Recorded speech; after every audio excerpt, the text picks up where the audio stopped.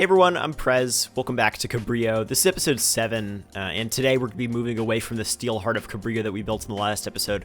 We're going to be moving up the hill and working on some distinct districts and exploring the concept of a sense of place that you get from a place that's truly unique and that grounds you where you are. And in Inspiration Station, I just want to take a look at a couple of different neighborhoods and demonstrate this. San Francisco is often called, a city of neighborhoods. It's got a North Beach that we're looking at here, and a bunch of other neighborhoods that give it a unique flair where you go to those neighborhoods and if you're a local, you know exactly where you are. You don't feel like you could be anywhere in the city. These neighborhoods ground you. They, once again, give you a sense of place. We're also going to be looking at Chinatown here in this episode. We're going to be building a Chinatown in Cabrillo. This is Stockton Street in San Francisco. I've been here a lot of times. It's one of my favorite places in the city, and you really know where you are when you're on Stockton Street. Portland also has some unique neighborhoods, like this is the Northwest District right here, and obviously Portland has its own Chinatown, which I didn't exactly look at for this episode, but I just wanted to demonstrate that different cities will have unique kinds of Chinatowns, which is definitely important when we're building a West Coast Chinatown like we are in this episode. Seattle is also often called a city of neighborhoods. There are tons of different neighborhoods in Seattle that make it a really unique place, and different neighborhoods are going to be different. Not one neighborhood is the same as the next one you go to, and I really want to demonstrate that here, that having diverse uses and diverse histories for these neighborhoods, it's going to make them a lot more interesting, and it's going to make Cabrillo what it is. Anyway, though, I really did want to thank you all for just the amazing support you've given as I have expanded Cabrillo and made more videos. It really seems like a lot of people are excited for this series. That's exactly what I wanted to create. I've only had a couple of series that I've watched in the history of City Skylines that have been truly magical for me. That's the kind of thing I want to strive for. Maybe I won't even achieve it for most people in this series, and I understand it's a very specific combination of factors that make a series. Like for me, at least, it was San Miniato, Corrales Season 2. Watching those cities, really, there was a sense of place. Even if they're virtual, you're able to connect with them on a whole different level, or at least I was, and I think a lot of people uniquely connected with those two series, and maybe some other series like Cedar Valley that were just very unique, and you knew where you were in the city in every cinematic and that sort of thing. And I'm really trying to achieve that here and make sure that everybody feels grounded in Cabrillo, even if it's a virtual city. And I think neighborhoods like this, this neighborhood we're working on right now is called Portola Hill, and it's going to be a very San Francisco-esque neighborhood, and you'll see as we build it how much it's going to look like San Francisco, and I really expect a lot of the core areas around the city to look like San Francisco, be covered in Victorians, and this district in particular was previously accessed by wealthier residents of Cabrillo with streetcars, electric streetcars, and the grade for these hills, I'm not sure if it is perfectly realistic in game because it is pretty steep, but I think the grade is reasonable enough, like right at the limit where you could feasibly have electric streetcars access this area. I was going to go for a cable car history, but that I feel like is too close to San Francisco for me to be good with. Although that could also be in the city's history. Maybe we could build a cable car museum. I don't know. Let me know what your thoughts are on that. I always try to make my cities unique and not copy an individual city and its very distinct characteristics too much. And once again, the sense of place requires making Cabrillo unique. So I think the hills here are not excessive, or only this main commercial street that you see back there, it's kind of on the top of the screen right there, that I was initially placing buildings on. That's the only street that I'm imagining. The streetcar went up. It definitely didn't go up the other streets. You'd have to trek those. But yeah, and the hill got so steep at these points where the roads kind of end that the city wasn't really able to expand any further, and this ended up just being turned into an urban nature reserve, a park for the residents of Cabrillo, one of the first of its kind, maybe in the country, just because of the topography. It was just too much for the city to expand on, especially so early on in its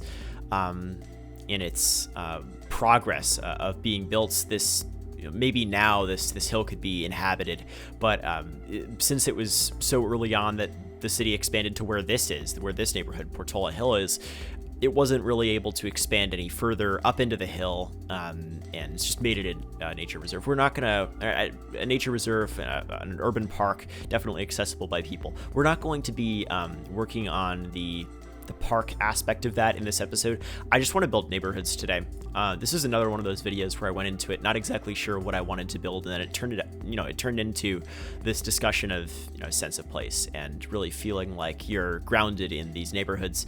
We're gonna have other neighborhoods that are sort of like these, but these neighborhoods are really unique, and they have unique histories, and I'm sure now Portola Hill here is definitely still a wealthier neighborhood. It's not like it's easy to get a house up in here. It's got amazing views of the city, and it's got amazing access to the park around here, or what will be the park. And I would love to live in this neighborhood. I don't know about you, but it's had very little encroachment of modern buildings on it, and whatever buildings have been rebuilt in the same architectural style for the most part as the rest of them.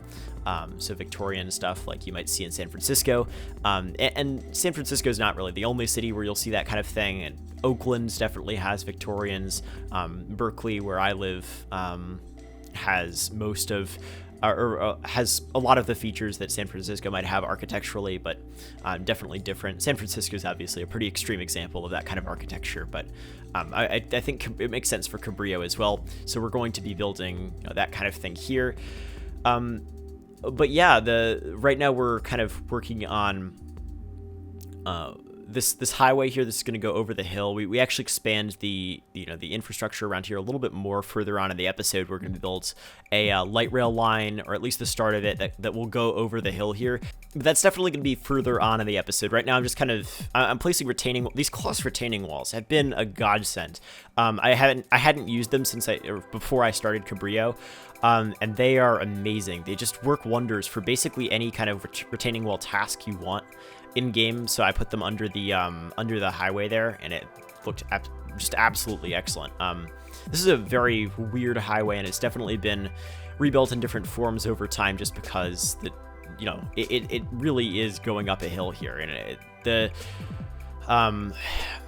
the city was going to be encircled by more freeways previously, but a lot of the freeway revolts were successful. There was going to be a freeway built on the waterfront in Cabrillo and through Little Italy, but that was stopped.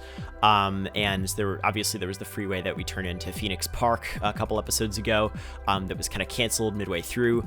Quick reminder, if you have watched this far, just kind of a break in the video before we discuss another topic, make sure to leave a rating. It would be really appreciated. YouTube has been seeing that people have been enjoying the videos, because it determines whether to recommend videos based on, or at least partially based on, how initial subscribers respond viewing the video. So ratings, especially early on, are really appreciated. Lets me know you're enjoying as well, and I really appreciate just all the support the series has gotten so far. I feel more invested in this series than I felt really in any of my other series, just because of the sense of place we're creating, all these stories, and the important topics we're discussing. And I think it's just really amazing that so many other people are also finding that in Cabrillo, even as I'm building it. Anyway, we're moving down the hill a little bit here. We're working on a couple different distinct districts. So the street where where you see those bus lanes in the top left, we're actually going to move those bus lanes down one street, or east one street, and this street that I'm kind of lining with trees here with the bus lanes, this is called Vermont Avenue. It's a kind of ritzy shopping street, and it's historically been a commercial street with offices up above the shops, and it's got all of these beautiful historic buildings, and it's a really distinct street, and it's once again remained pretty wealthy throughout the city's history. And we're kind of lining it with buildings here. But yeah, this is Vermont Avenue. It's not even just districts within Cabrillo that are unique. It's also streets. Like, there's no street like Vermont Avenue within Cabrillo. But then this other street that we're starting to line with buildings right here, this is going to become Chinatown. This is called Sacramento Street.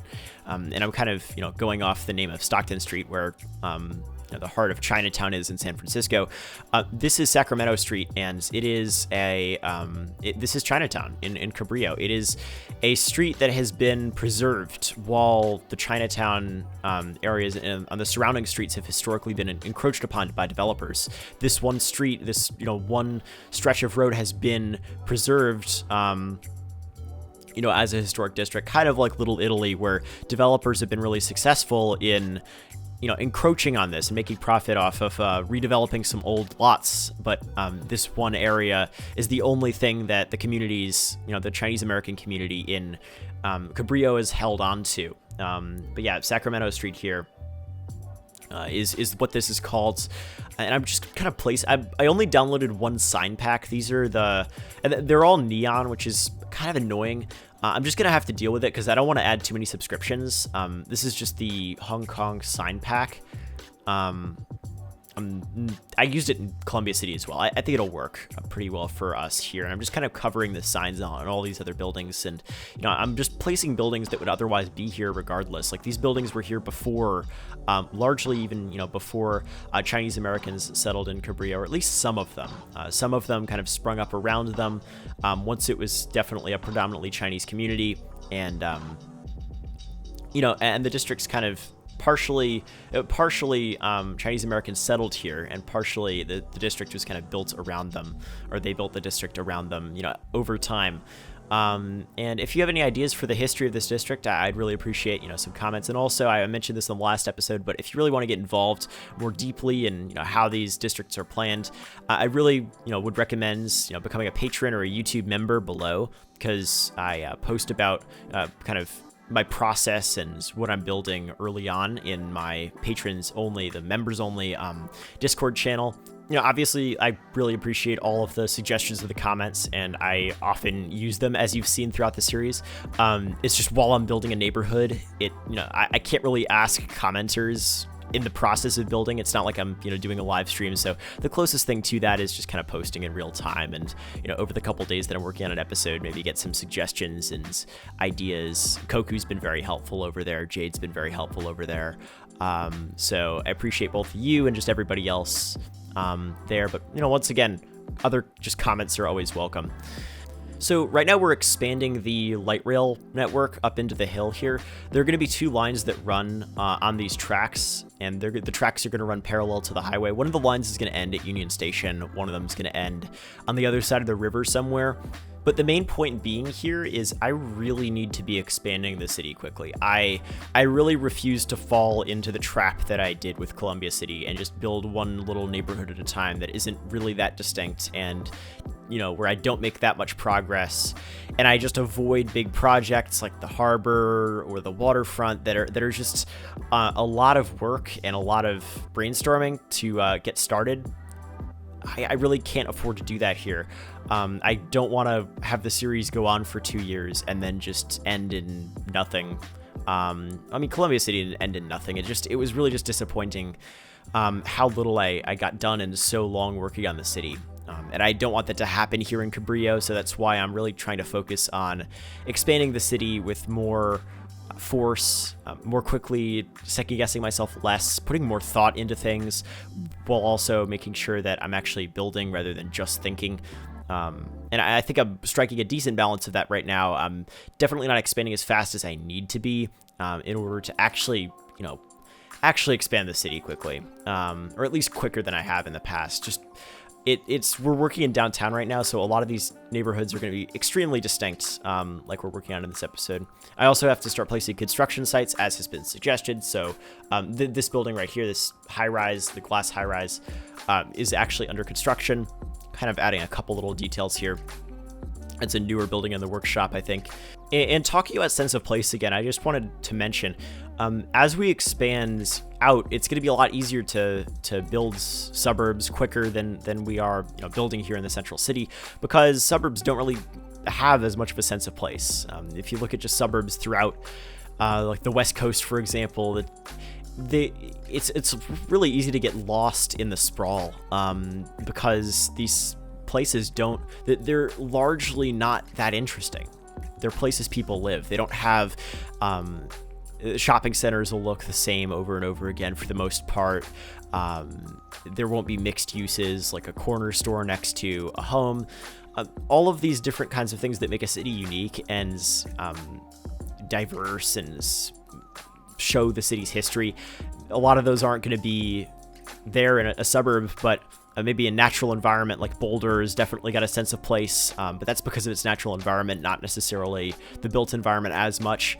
But the point is, like, these neighborhoods like Portola Hill here are going to take a lot longer to build because they need to be unique. They need to have a really distinct sense of place. But I mean, this is Portola Hill here, and it's really unique. There are all these different shops, like this paint store, which it's going to be hard to get, like this little family paint store, to stand out as much in a place that isn't as dense, isn't as historical or interesting as Portola Hill. This neighborhood is truly awesome. I'd love to head over here if I visited Cabrillo. We've got this sign that exists in real life, but I also wanted to place it here because it's pretty cool, and I think it grounds the place pretty well. But these neighborhoods, even though they look repetitive, you know where you are. Like this is definitely Portola Hill here. We've got these beautiful Seabud painted ladies here. Look at those houses. They're amazing. These just came out. I actually had to put them back. I had to change the neighborhood after I built it because they came out so recently, just to add those. And here I forgot to place the Chinatown gate within the episode, but it's there on the right there. I placed it off camera. I had to use PO with a prop to get it to look right. Oh yeah, and here's the off-ramp to the freeway that we built. I'm trying to make sure that these off-ramps look decently realistic and integrated into the environment in a way that they might have actually been built in. And this is what it looks like down on the street in Chinatown. You can see there are bus lanes here. They're going to be buses that run down here, not trolley buses, just normal buses. Do you remember the history of Sacramento Street here and how this is the historic core of Chinatown, but Chinatown extended further towards the freeway, further east of the city before, but the freeway did demolish a lot of homes of Chinese Americans in Cabrillo, businesses, and over time the neighborhood's gotten a lot weaker. The city's encroached on it by approving developments around it, gentrifying the area. But there are these beautiful historic buildings around here, but you can see that Vermont Avenue, just next door, like the street next door, is bringing all of this other... this development, a lot of it was here before, but it's really become a prime neighborhood to move into. So Sacramento Street here is definitely getting encroached upon by these enormous apartment towers.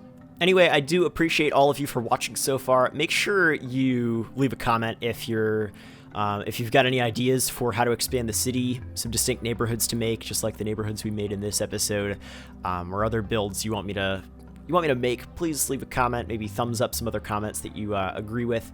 Anyway, hopefully you all enjoyed. Make sure to leave a like if you did, subscribe, all of these things. I really appreciate everybody for watching, and I wanted to give a quick shout out to some patrons: Adam Murphy, Aroseru, Kal Nal, Logan De Hoyos, Nat Q, and Noah. Thank you all so much for being patrons. Really appreciate all of you. Become a patron for save game access, early videos, stuff like that, or a YouTube member. There's some benefits over there too. Anyway, hopefully you enjoyed, and I will see you in the next video.